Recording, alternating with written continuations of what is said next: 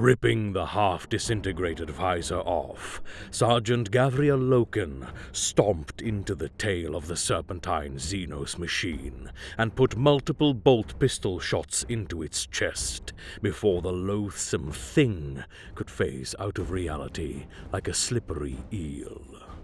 Upon the ruined stairs, a massive triangular portal opened, and the foolish locals ran into the ominous structures within, obviously inside the Xenos spacecraft that had just broken out of the ground as the Xenos tried to flee.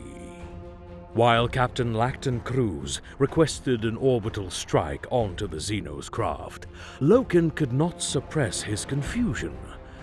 The compliance operation on this world has largely been completed, as the Legionnaires of the 16th Legion raised the glorious banner of the Imperium of Man upon ruling palaces across the planet.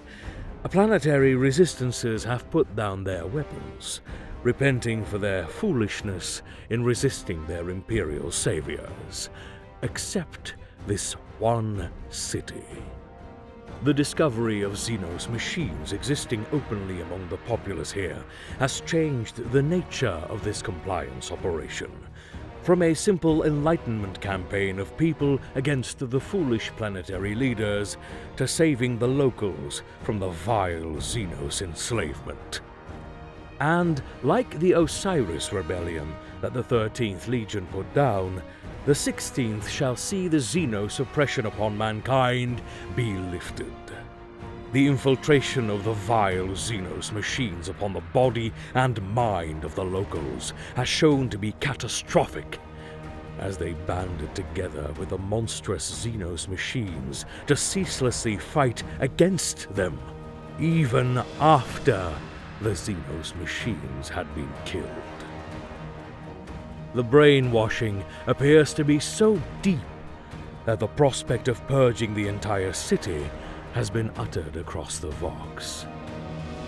But for now, the situation has progressed beyond Loken's understanding. Chatter across the Vox by Sergeant Aximand, after extensive interrogation of local prisoners, have found no Xenos brainwashing. This proves that the locals are fighting against them of their own will, and see the Xenos as friendly. The line of Xenos machines is breaking, and Loken has almost charged up to the top of the stairs. His pistol arm turns to point towards one of the only two humanoid Xenos machines within the crowd, one that is actively disintegrating his brothers. And Loken's exposed eyes are locked with a local, a young mother holding her child, running towards the portal.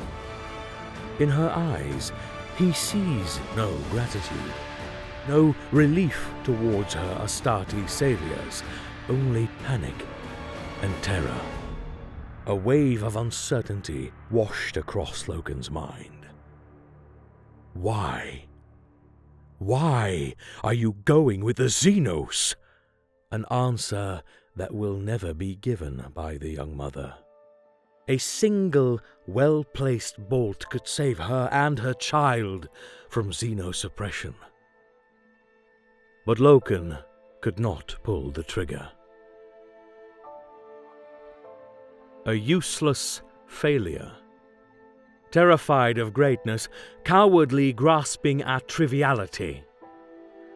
Serasa's words weigh within Anakrimun's mind, as shackles chaining his former student down. Foolishly wishing to hold on to a semblance of normalcy, her one act of disobedience rendered her mother mindless and doomed her entire species into the fire of biofurnace. She is indeed a failure. And now the human city burns, its inhabitants slaughtered by the power-armored brutes.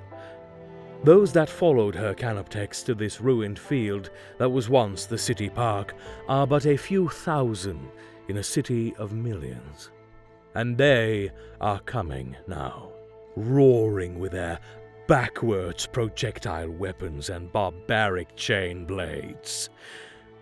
The Necron-tier ship does not hold an atmosphere. To carry these people off-world alive, an emergency conversion must be done. And even with superior Necron-tier engineering, it will take some time. Time which she may not have. She is, again, a failure. There is still a chance for her to just leave, simply phasing back into the ship with her mother. After all, these people are just another trivial species, a species that will live and die in the blink of an eye. Her mentor, Seras, would have done the same, right? The thought stopped her dead in her tracks. Seras would never have found himself in such a situation. He is the radiant brilliance achieving greatness, his shoulders bearing the burden of the infinite empire's success. He would not spare even an instance of thought to such triviality. She looked down at the huddled humans and saw the couple that dragged her out of her depressive wallowing, and the child that only came to be because of her trivial action, a life that she too was once. At that moment, something clicked in her mind. She turned and stood her ground against the invaders, opening a portal connected to the ship while holding them off with the remaining canoptechs, forming a wall of necrodermis that blocked the invaders as long as possible. The Jackal-class raider, Seras's final gift to his estranged student, had finally come to use. As the ancient Necron-tier ship breaks through the ground, initiating emergency conversion while distracting the invaders' firepower, the humans rush into the portal, preferring the unknown of the Necron-tier instead of their supposed Imperial saviors. Anakrimun is a failure, and she will forever remain a failure. But at the very least, she will fight for such triviality. She will not be her mentor.